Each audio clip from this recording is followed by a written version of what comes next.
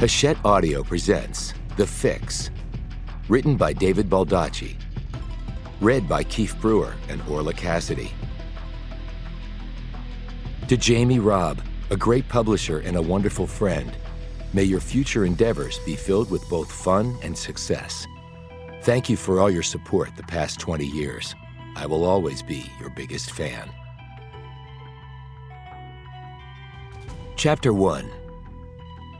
It was normally one of the safest places on Earth, but not today. The J. Edgar Hoover Building was the world headquarters of the FBI. It opened in 1975 and had not aged well. A blocks-long chunk of badly dilapidated concrete with honeycomb windows and fire alarms and toilets that didn't work. There was even safety netting strung around the top of the building to catch chunks of crumbling concrete before they could fall to the street below and kill someone. The Bureau was trying to build a new facility to house 11,000 employees, but a new location hadn't even been chosen. So the opening of a new headquarters was about $2 billion and 7 years away. For now, this was home. The tall man striding down the tree-lined sidewalk was Walter Dabney. He had taken an Uber to a coffee shop down the street, ordered some food, and was now walking the rest of the way. He was in his 60s, with thinning salt and pepper hair parted on the side. It looked recently cut, with a bit of cowlick in the back.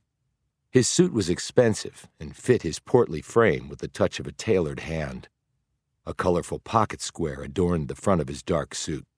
He wore a lanyard around his neck, loaded with clearances sufficient to allow him access into the inner sanctums of the Hoover Building, with an escort along for the ride.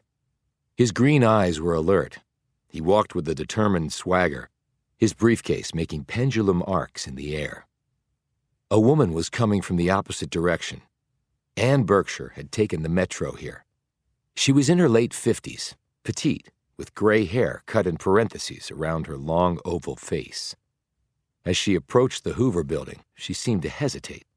There was no lanyard around her neck.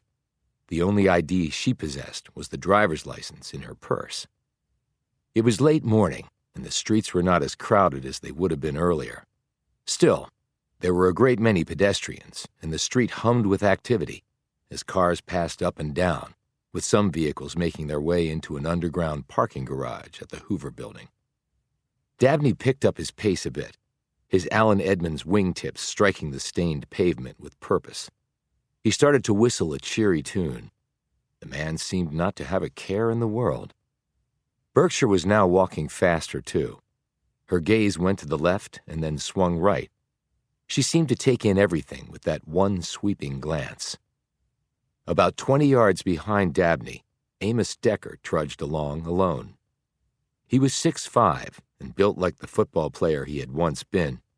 He'd been on a diet for several months now and had dropped a chunk of weight, but he could stand to lose quite a bit more. He was dressed in khaki pants, stained at the cuff, and a long, rumpled Ohio State Buckeyes pullover that concealed both his belly and the Glock 41 Gen 4 pistol riding in a belt holster on his waistband. Fully loaded with its standard 13-round mag, it weighed 36 ounces.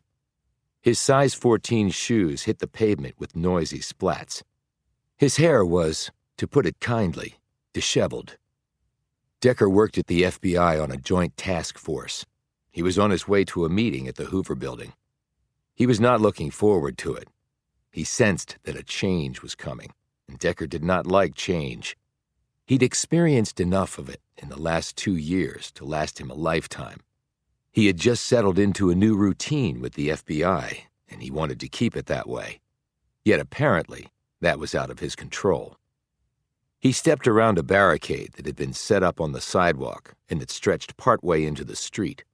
A manhole cover surrounded by an orange web barrier had been opened, and workers were congregated around the area. One man in a hard hat emerged at the opening of the manhole and was passed a tool by another man. Most of the other workers stood around, some drinking coffee and others chatting. Nice work if you can get it, thought Decker.